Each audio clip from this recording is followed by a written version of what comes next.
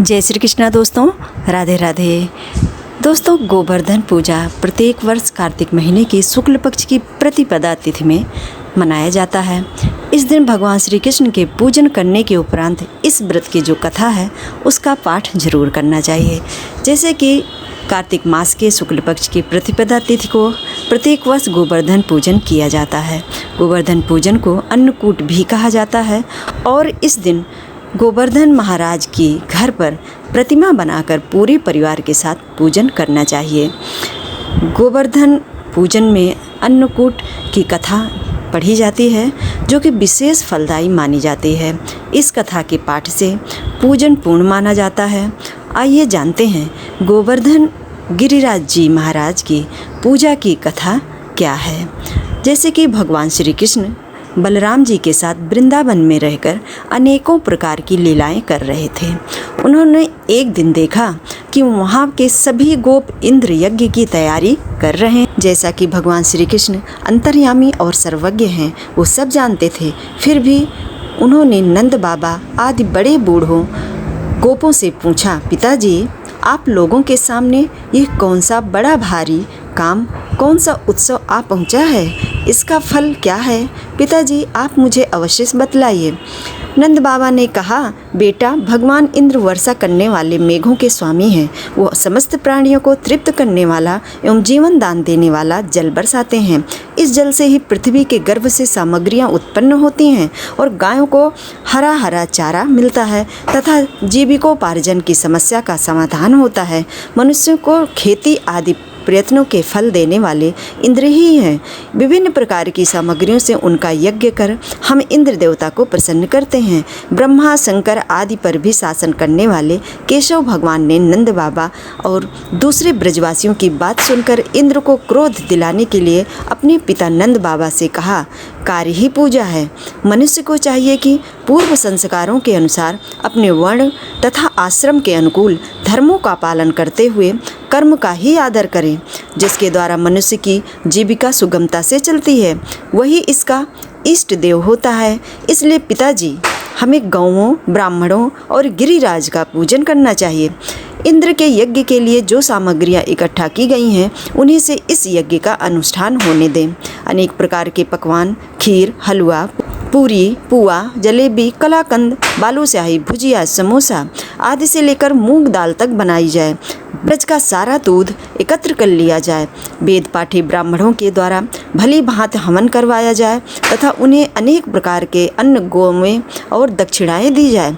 गायों को चारा दिया जाए और फिर गिरिराज को भोग लगाया जाए। उसके बाद खूब प्रसाद खा पी कर सुंदर सुंदर वस्त्र पहन करके बहनों से सज सजा लिया जाए और चंदन लगाकर गौ, ब्राह्मण, अग्नि तथा गिरिराज गोवर्धन की प्रदक्षिणा की जाए।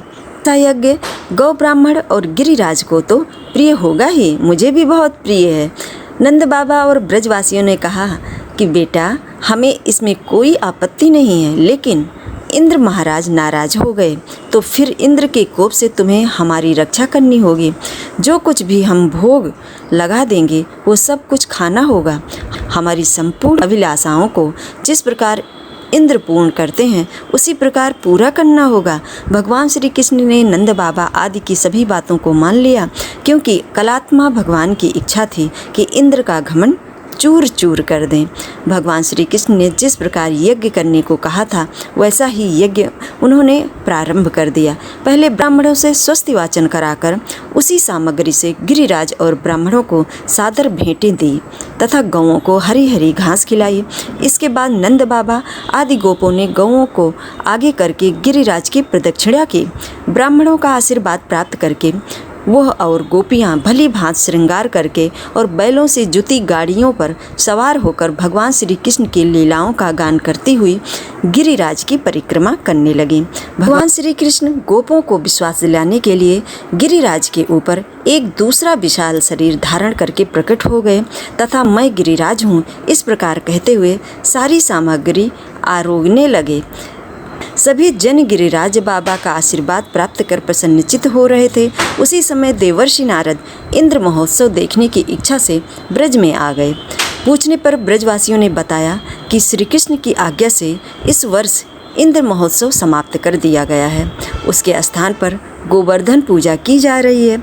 यह सुनते ही नारद उल्टे पांव इंद्रलोक गए तथा खिन्न मुख मुद्रा में बोले, हे राजन, तुम महलों में सुख नींद की खुमारी ले रहे हो, उधर ब्रजमंडल में तुम्हारी पूजा समाप्त करके गोवर्धन पर्वत की पूजा हो रही है। इसमें इंद्र ने अपनी मान हानि समझकर मेघों को आज्ञा दी कि वे में जाकर प्रलयकारी मूसलाधार वर्षा से पूरा गांव तहस नहस कर दें। पर्वताकार प्रलयकाली बादल ब्रज की ओर उमड़ पड़े।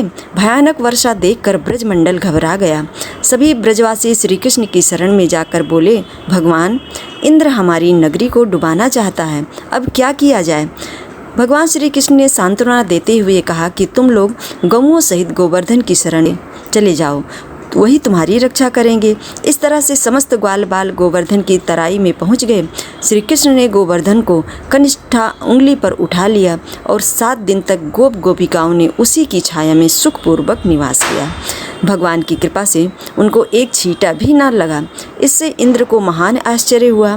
तब भगवान की महिमा को समझकर अपना गर्व नष्ट जानकर वो स्वयं ब्रज गया और भगवान श्री कृष्ण के चरणों में गिरकर अपनी मूर्खता पर महान पश्चाताप किया। 7वें दिन भगवान ने गोवर्धन को नीचे रख दिया और इसी भांति प्रतिवर्ष गोवर्धन पूजा करके अन्नकूट उत्सव मनाने की आज्ञा दी। तभी से यह उत्सव अन्नकूट के नाम से मनाया जाने लगा। दोस्तों, इस तरह से ये अन्नकूट यानी कि गोवर्धन पूजा की फेमस कथा है, जो कि भगवान श्री कृष्ण के ब्रजमंडल से ली गई है। आज की वीडियो में बस इतना ही। यदि हमारी कथा आपको थोड़ी सी भी अच्छी लगी हो, वीडियो को ज़्यादा से ज़्यादा लोगों में शेयर कर दीजिएगा और हमारे चैनल को अभी तक आपने सब्सक्राइब नहीं किया है तो हमारे चैनल को प्लीज़ सब्सक्राइब कर लीजिए। मिलते हैं आपसे एक न्यू वीडियो में, तब तक के लिए आप अपना ख्याल रखिए। जय श्री कृष्णा, राधे राधे दोस्तों।